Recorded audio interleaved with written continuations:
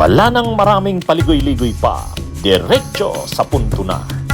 Maiksi lang ang komentaryo, pero diretso sa punto.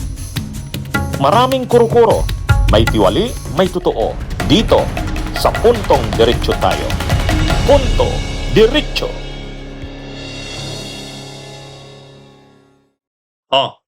Mga kabunyog, mga kababayan, pag-usapan natin itong tungkol kay Bato at kay Bongo. Itong paglabas ng di ba lumabas na yung ng ICC na kasama sa mga co-perpetrators ni Duterte, si Bato, si Bongo, yan. Ngayon, syempre, nagiging seryoso na ngayon. Posible na talagang lumabas na ang arrest warrant ng ICC kasi pinangalanan na eh. Kumbaga, hindi na sekreto yan, hindi na tago yan. Pinangalanan na talaga si Bato, si Bongo. May iba pang pinangalanan pero pagdating kasi sa Senado, di si Bato at si Bongo. Sigurado, magiging laman yan ng mainit na issue kapag lumabas ang arrest warrant. Anong gagawin kay Bato at kay Bongo? Papayagan ba ng Senado na maaresto sila? Papayagan ba ng Senado na i-turn over sila sa Interpol at sa ICC? Yan yung issue niya. Dito lumalabas yung awa ni Lacson. Naaawa siya kina Bato at Bongo. Syempre, part ni Lacson, alam niya naman na seryosong bagay yan. Hindi naman ito parang, wala yan, wala namang mangyari dyan. Hindi eh. Nakita na kay Duterte kung anong nangyari kay Digong. At yan din ang posibleng mangyari kay Bato at kay Bongo. Pag lumabas yung arrest warrant ng ICC, hindi naman pwedeng hindi mo seryosong haharapin yan. Actually, sa kanila sa Senado, sila nga naman ngayon ang liderato ng Senado, si Soto, si Lacson, haharapin talaga nila yan.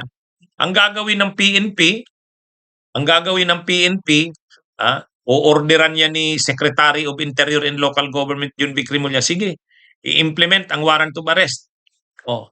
Anong gagawin? Aabangan yan na lumabas sa Senado. Sa tingin ko, hindi naman papasukin ng CIDG o ng PNP ang session hall.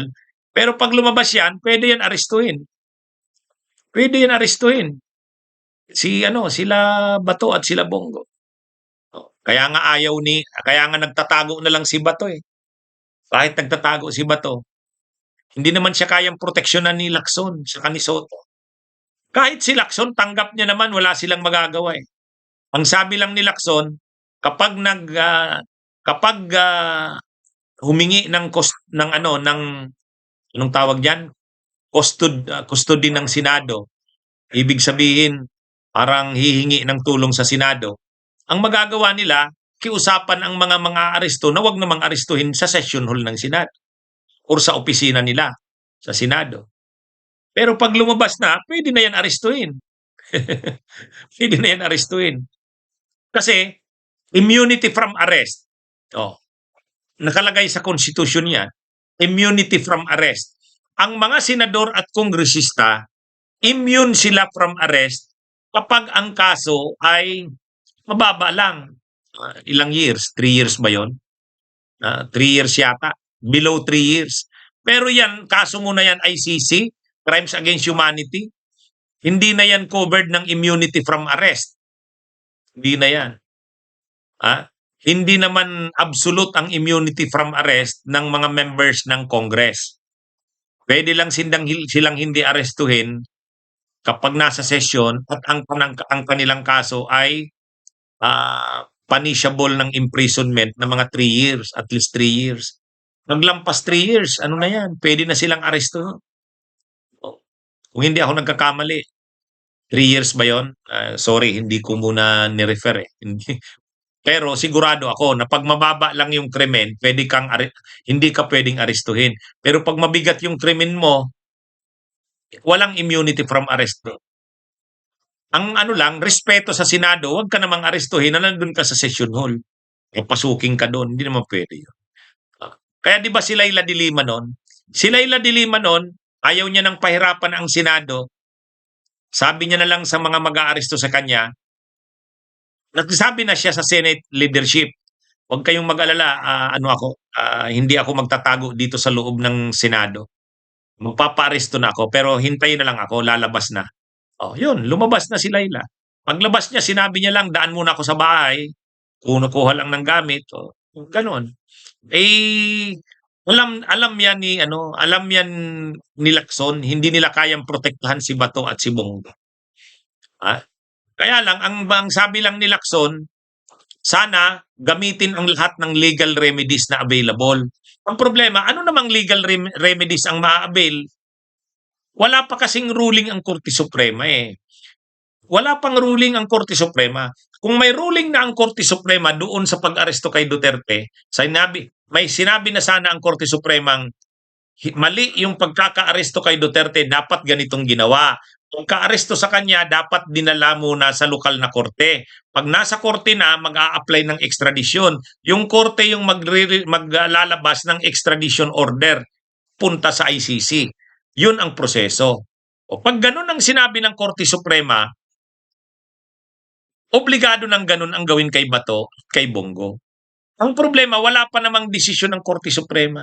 So anong gagawin ng Anong gagawin ng gobyerno? Ay ang gagawin ng gobyerno, ng PNP, ng DILG, kung ano yung ginawa nila kay Duterte. Bakit? Kapag hindi nila ginawa yon, ibig sabihin mali yung ginawa nila kasi hindi nila pala ginawa. Papanindigan nila na tama yung ginawa nila. Kaya pag lumabas ang arrest warrant, ganun din ang gagawin nila kay Duterte, kay Bato at kay Bongo. Kaya lang, ang magiging pagkakaiba yata dito, magiging malinaw na pagka-aresto kay Bato at kay Bongo, dadalhin na sa Interpol. Bahala na kayo dyan sa Interpol. Basta't sa Interpol, sinurrender. Yan yung parang ganun yung mangyayari. Pero, hanggat wala pang desisyon ang Korte Suprema, obligado ang DILG, ang DOJ, ang Ombudsman na gawin yung ginawa kay Duterte. Kasi ganun yung paniwanag nila eh. Ang paniniwala ng DOJ, ang paniniwala ng DILG, tama yung ginawa nila kay Duterte. So papanindigan nila yun. Pero pag naglabas na ng ruling ang Korte Suprema, sinabi ng Korte Suprema, hindi proper yung procedure na ginawa kay Duterte, ganito dapat. So gagawin na ngayon yan kay Bato at kay Bongo. Ganun na. Kaya nga hinihintay yung ruling ng Korte Suprema. Kaya yung sinasabi ni Senador Ping Lacson na hayaang i-avail ang legal remedies, limited ang legal remedies na available kila Bato. Ano ba ang legal remedy na ginawa ni Duterte noon? Nang inaresto si Duterte, lumapit kaagad sa Korte Suprema yung mga abogado niya. Sila Torion, sila Vic Rodriguez, sila Lambino, humingi ng TRO. Ibig sabihin, i-hold. Ay hindi naman naglabas ng TRO yung Supreme Court noon. Wala naman. Hanggang nga ngayon, wala pang desisyon yung Korte Suprema sa issue na yun. Kaya yun yung dyan. Yan yung problema dyan. Kaya ang ginagawa ni Bato, hanggat wala pang malinaw na pronouncements ang Korte Suprema kung ano ba talaga, nagtatago muna si Bato. Si Bongo, hindi natin alam anong plano niya. Anyway, naaawa lang si Lacson. Kasi siyempre, senador yan. Gusto niya ring, naaawa din siya na, ganun ang problema ngayon ni Bato at ni Bongo. Kaya lang, wala siyang magagawa dyan. Wala eh. Ginusto nila yan. Nung kasing panahon ni Duterte, akala nila yung pagpatay ng tao, madali lang eh. Wala silang pananagutan. Doon sila nagkamali. Yan.